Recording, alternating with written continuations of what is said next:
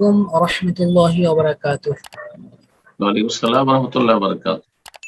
সম্মানিত শায়েখ, আমি মাহদি হাসান আকন্দ ঢাকা থেকে বলছি।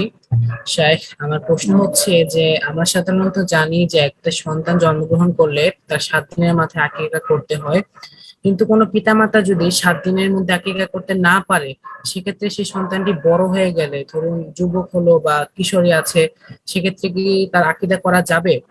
আর যদি কোনো সন্তানের পিতামাতা মারা গেছে, সে যুবক হয়ে গেছে, সেক্ষেত্রে সে কি তার নিজের আকিকা করতে পারবে?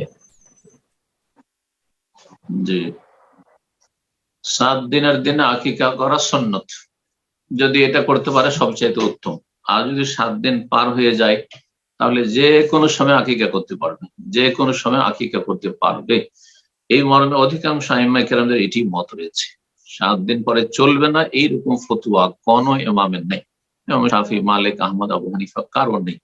এবং এমনকি আলবানী রাহিমাহুল্লাহ নবী সাল্লাল্লাহু আলাইহি সাল্লাম সম্পর্কে যে হাদিসটি রয়েছে সেই হাদিসকে তিনি সহিহ বলেছেন, যে আক্কান নবী সাল্লাল্লাহু আলাইহি সাল্লাম বাদামা বয়সা, নবী সাল্লাল্লাহু আলাইহি সাল্লাম নবী হওয়ার পরে 40 বছর বয়সে তার আকিকা করেছেন।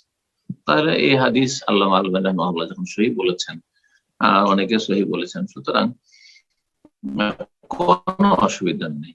যদি 7ম দিনে হয়ে গেল তো হয়ে গেল, কিন্তু নিজের আকিকা তো আর 7ম দিনে করার কোন ক্ষমতা নেই। এখন বড় হয়ে গেছে, বাপ মা করেনি, তাদের দিন সম্পর্কে জ্ঞান ছিল না অথবা অভাব ছিল, যে কোনো কারণ হোক না কেন, তাহলে করে দেবেন। নিজেরও করা যাবে আকিকা, নিজের ছেলে মেয়েরা বড় হয়ে গেছে তারপরও করা যাবে। শুধু এতটুকু যে সে উত্তম কাজটি হয়নি, আগামীতে চেষ্টা করবে নিজের ছেলে মেয়েদের ক্ষেত্রে 7ম দিনে আকিকা দিয়ে দেওয়ার। আল্লাহ তৌফিক দান। জাযাকুমুল্লাহ।